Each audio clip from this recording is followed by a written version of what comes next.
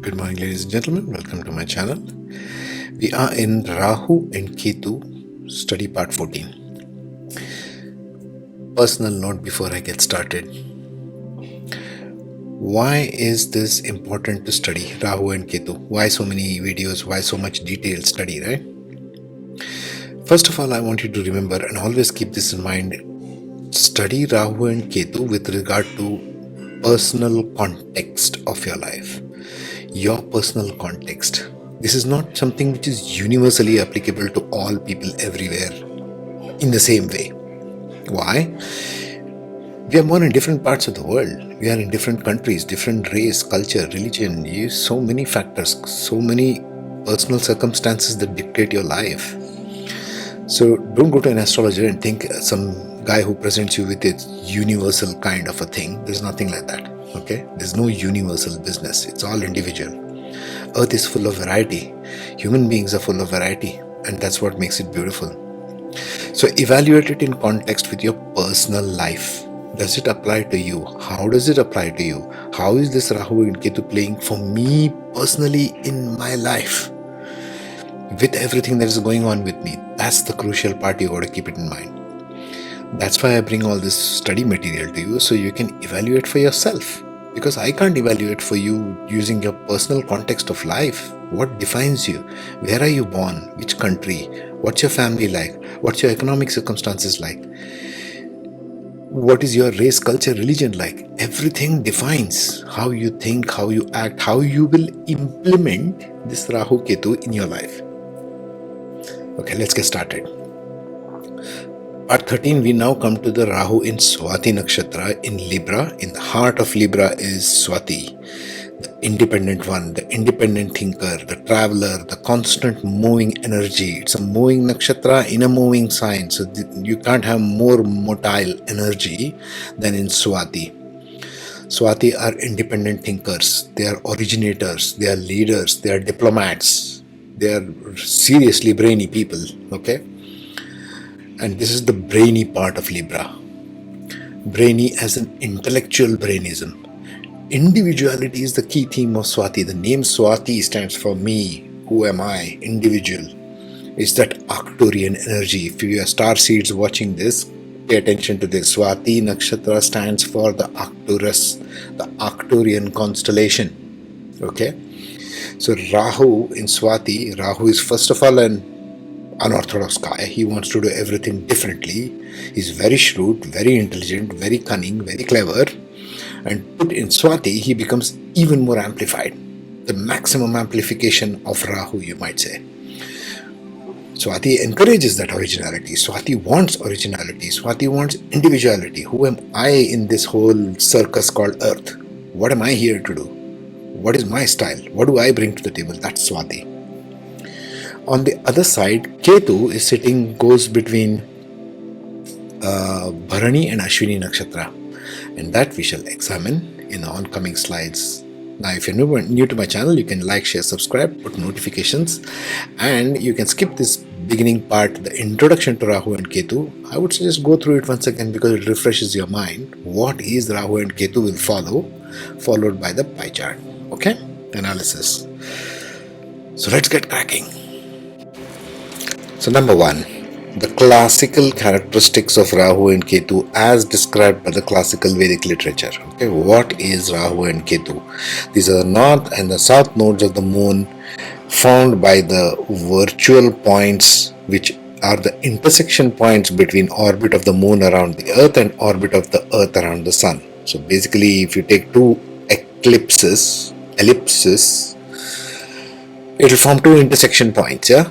So these two intersection points are called the north node and the south node. They are virtual nodes, although they behave like planets, and we shall see why in a minute. So who is Rahu? The symbols are there, like a horseshoe and the reverse horseshoe, right?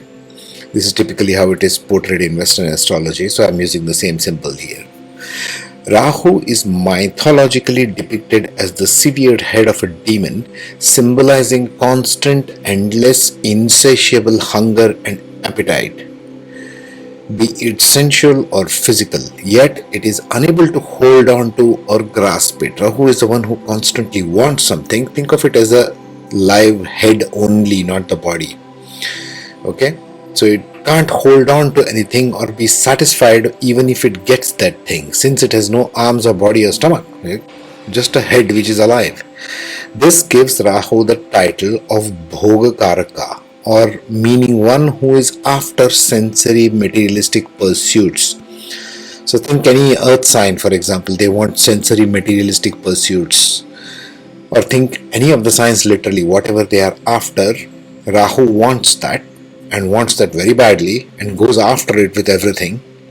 This is an energy in us, by the way. It is not a planet, it's a virtual node, but it will behave like a planet, which we shall see why. So it is unable to satisfy that hunger or hold on to anything, even though it gets something. It wants to move on to the next, and then to the next, and then to the next. This is why Rahu is also called as the guy who wants foreign things, not of the native land or not of what the person is natively born in. Why? Because of that insatiable hunger. There's always insatiable hunger to go after one thing after the another without being able to hold on to it. That's Rahu. Ketu, on the other hand, is mythologically depicted as the severed body, the remaining half of the demon, symbolizing constant, endless, insatiable search for identity. It is looking for the head, but it doesn't have a head. So it is looking for that identity. Everybody's identity, ego is centered in the head, what you look like, right? It is also seeking for true purpose, sense of self. As a result of this, it tries to hold and grab onto everything that it can find its hands on, because it has got hands. Ketu has got hands. It's trying to hold on to everything, but it releases immediately because it knows that's not the head. It's like trying to grasp onto everything, thinking, oh, I want this, or I am this, I am that, I am this. Not getting any identity because it's not finding the head there. Since it has arms and walks everywhere, it goes around through life walking from place to place, people, situations, circumstances, but not knowing who or what it is. It doesn't have a head. This is why Ketu is referred to as Mokshakaraka, or the seeker's path, the one energy in us which seeks something. That's why Ketu is called the Mokshakaraka. Now this is the classical interpretation, okay? Now we shall see how this plays out in the modern interpretation. Very important to connect the bridges. Now here you have the Rahu-Ketu general characteristics as modern interpretation. This I have borrowed from the book Light on Life by Robert Sobola. Excellent book. I have put it in the community tab if you want to go through it or purchase it and read it. I seriously suggest that. Okay, the north node of the moon, Rahu. What does it become because of the characteristics which classically is told in the texts? What does Rahu lead to in the modern context? Rahu is responsible for originality, individuality, independence, insight, ingenuity, inspiration, and imagination on the positive side. Because Rahu and Ketu both love to explore foreign stuff, things out of the box, things not taught by tradition, Rahu and Ketu will be anything but traditional. Okay? Think of it as something foreign to the culture, to the way you are taught things. Looking for original stuff. If there is one singular force that is responsible for creating everything that we keep modernizing, so to speak, thinking out of the box, it is this. That's why it's important to pay attention to this. Okay, back to this. So Rahu, on the downside, leads to confusion, escapism, neurosis, psychosis, deception, addiction, vagueness, illusion, and delusion. This is the downside. Now how this plays out and why, we'll have to see individually in the charts. We will see that. Okay. Ketu, the guy with only the body, no head there, gives us the feeling of universality, impressionability, idealism, intuition, compassion, spirituality, self-sacrifice, subtleness on the positive side.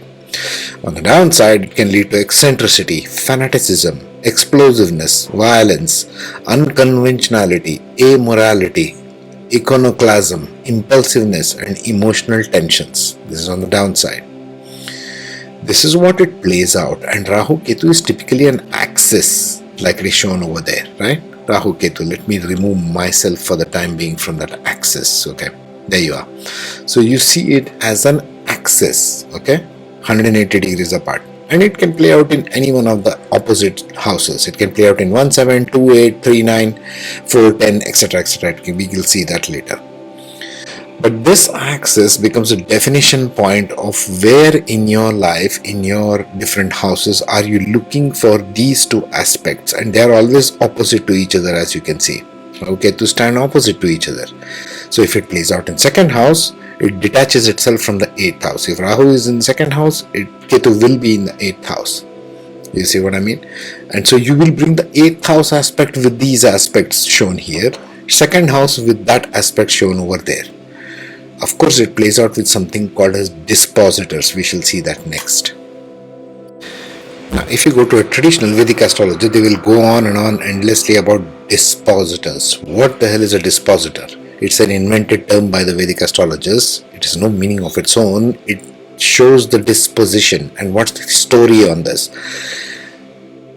Rahu and Ketu both are enemies of the sun and the moon. This is the basic principle. So it has the solar aspect and the lunar aspect. The solar aspect is called the dispositor, and the lunar aspect is the nakshatra, which gives the entire characteristics and the ball game of Rahu and Ketu. Okay? The solar or the dispositor means, since Rahu and Ketu are enemies with the sun and do not have a full identity of their own, remember it's a virtual node, it is not a planet. They both do not have any planetary characteristic individually. So they take on the identity or the disposition of the lord of the zodiac sign that they sit in, and borrow the attributes of the house from which that lord sits in. Suppose Mercury is in the 3rd house, okay, and Rahu sits in the house of Mercury somewhere else.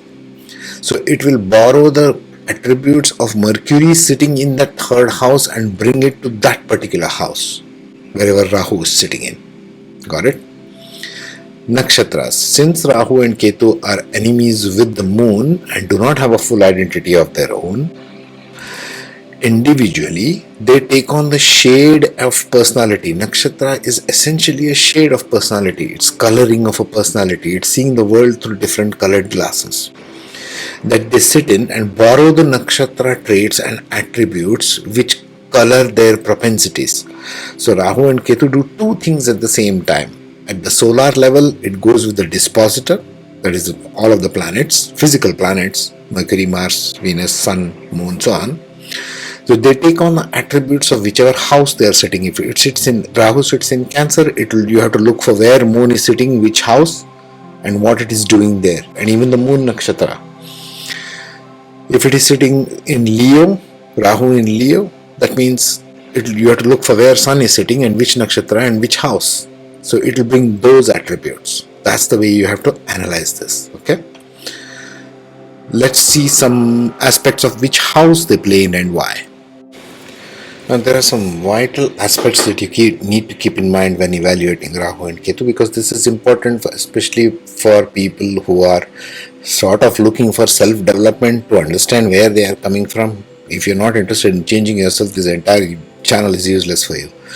But if you're the one who is interested in knowing what is happening in my life, where do I need to go, what are my talents, and you question these kinds of things, excuse the noise, somebody is drilling above, so then you need to understand these aspects. Now that's the typical chart, Indian chart, and house numbers are depicted as 1, 2, 3, 4 up till 12. Dharma, Artha, Kama, Moksha is there, and I have stuck Rahu Ketu as possible axis on the 1, 7. That is Aries and Libra, that is the top and the bottom. So either it can go to house number 1 or 7. Rahu Ketu can be reversed, it's okay, it doesn't matter. Or in 4 and 10. Now 1, 4, 7 and 10 in Vedic astrology are given very vital importance, because they are the foundational aspects that define who you are, that define how you operate in life, throughout life. So these become crucial. Why? The 1-7 axis affects, if Rahu and Ketu fall on there, has a direct effect on your self and other concept. 1 and 7 is self and other. How you relate to yourself and how you look at the world around you as others, including the spouse, because 7th house is the house of the spouse, but also others. So how you develop through life and how you develop a relationship with others. So it defines who you are in a very broad sense. 1-7 axis of Rahu Ketu. The 4-10 on the other hand, 4th house being the house of the mother, 10th being father, 4th being home, 10th being career. You see, this has all kinds of implications. which define who you are. The 4-10 axis has effects on the heart versus mind. Mind is the one who goes out there in the world and being used in the career, right? You dissipate your energy as the mind in the external world. Heart is your home center where you feel comfortable. Home is where the heart is, that kind of a thing. So heart and home is affected by this Rahu-Ketu axis. Again, Rahu and Ketu might be reversed. Rahu might be in the 4th, Ketu might be in the 10th, or vice versa. Same way with 1 and 7. But these are the vital relating aspects of Rahu and Ketu. Now what about the rest of the houses? Now rest of the houses are called Trikona or Kona in Sanskrit, right? These are the things that come and go in your life. Let it be 2nd house, 3rd house, 5th house, 6th, 8th, 9th, 11th and 12th. These are the things that come and go in our life, through your entire life. These are things that are added into, subtracted from us. But this is not us. 1, 4, 7 and 10 is us. Everything else is secondary, which revolves around you as life comes and goes. All other axes depict what attachments and detachments we have towards different areas of our life. That's all it is. They are less significant in terms of Rahu and Ketu when compared to 1, 7, 4 and 10 axis of Rahu and Ketu. Please remember this. When you're evaluating, you just have more propensity towards one part of life and less towards others. Rahu is attachment, Ketu is detachment. Rahu is expansion, Ketu is reduction. And they stand opposite to each other always. Right? Now let's take the cases one by one. So as usual, we begin with the last pada of Swati, the 4th pada of Swati, which is going into Navamsha in Pisces. And we again come to the Artha Moksha pada. Now this Artha Moksha dynamic and Dharma Kama dynamic, I'll cover it post after all these 27 videos are finished here, of all these nakshatras. I don't want to deal with it now. So go through all the post notes later on. Okay, so now it is going from Libra to Pisces, from natal to Navamsha in Rahu, while on the other hand the Artha goes from Aries to Virgo. First order of business, Dispositor. So what you got to see? If you want to see this Rahu and how it's functioning in your chart, see where Venus is placed. Venus is ruling Libra as the air sign. Libra is the air sign. It's all about mental stuff. And Swati is all about mental stuff also. And so is Rahu, all about mental stuff. So it's highly mental in energy. And one more thing, if you remember, I covered in previous videos somewhere, is that when Rahu and Ketu are placed in movable zodiac signs, in this case we are in the axis of Aries and Libra, both of which are movable. Aries, Libra, Cancer, Capricorn, these are moving signs and they do very well, Rahu and Ketu both. Why? Because these two energies called Rahu and Ketu need a dynamism of movement. They don't like restriction. They will want to break out of restriction at all costs. So if it appears in fixed sign, for example Taurus and Scorpio, it has trouble there. It feels like, I don't want to sit here. What is this restrictive place? This is the behavior of Rahu and Ketu in fixed signs. So anyway, so you look at the dispositor of Venus, first of all, where Venus is sitting, and this Rahu is going to take the attributes of that Venus, of that house and that Venus nakshatra and bring it here to this house and play in this way. Ketu on the other hand, now let's see Ketu transition because it goes between two different nakshatras. First, in this case it is Bharani. It is going to second pada of Bharani. What is the theme of Bharani here? Bharani is learning patience, learning like the womb, symbol of the womb, one which holds things together, one which holds the child inside, not to let it drop off in between. The womb holds the child, that's the symbol of Bharani, the womb. So Bharani there itself should give you a life, the wisdom that Ketu brings here to this Bharani is Virgo-like. That means they have a very grounded patience inbuilt in them. This Ketu will provide them the inbuilt groundedness, a very sort of strong, firm grounding within themselves. But they tend to ignore it. Don't ignore Ketu in your charts. It's very, very important. That's why I bring all these Ketu aspects also. So it brings in that grounded energy, and that's what it needs to achieve what? It's going into Pisces. Now, the axis of Virgo Pisces, as I told you, is about materialism versus emotional contentment. Okay? So, when it goes into Pisces Virgo in Navamsha, it means this person later on in life will want to achieve emotional satisfaction. Pisces, the last of the moksha signs, ruled by Jupiter. So you got to see where Jupiter is placed, because this Rahu is going to behave like Jupiter, like wanting to be the teacher of emotional enlightenment, if you want to call it that. It's nothing like emotional enlightenment, it's just emotional wisdom. It wants to gain emotional wisdom. Jupiter stands for wisdom. Yes? So that's number 4. Now let's see what it does in Pada 3. Now in Pada 3, the Navamsha has ascended into Aquarius Leo, the father and the son dynamic, the Saturn and the sun, physical sun, who are father and son, but they have a kind of tussle. Sun wants all praise and appreciation for itself, Saturn wants everything for others. So it's that tussle going on here. Okay, so here, what would it do, Rahu? Again, first you got to see Venus where it's placed in the birth, and in Navamsha, this Rahu will go into Aquarius where it wants to give to the masses. And Rahu does very well in terms of bringing from Swati that independent thought which has a mass appeal. They can become powerful influencers, thinkers, coaches, counselors. Counselors is more of one-on-one, more of business coaches, more of wanting to bring original ideas, right? Something like Simon Sinek, for example, right? Wanting to bring original ideas and influence the masses, influence big corporations. Aquarius is for big corporations, the 11th house. On the other side, Ketu is sitting in Leo in the Navamsha, means Sun. Sun is the dispositor. Sun is a natural 5th house. So it's all about children, it's all about ancestral energy, it's all about creativity. So for this axis to succeed, this person must go and bring their creative intelligence into bringing their original ideas from Swati Nakshatra wherever Saturn is placed and whatever nakshatra Saturn is doing. Correct? Okay. Let's go for Pada 2. So now we come to the last Pada.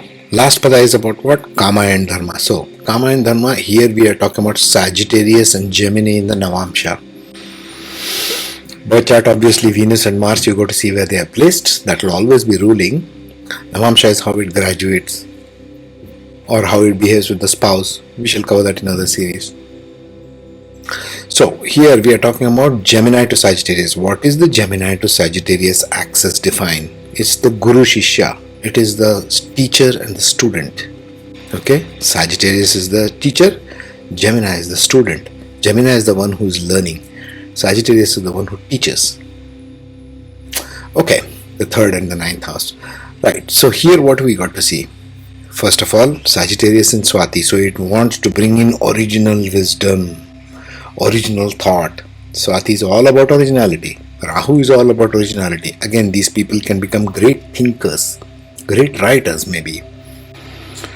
Great influencer, not so much, because Sagittarius is not interested in so much in influencing.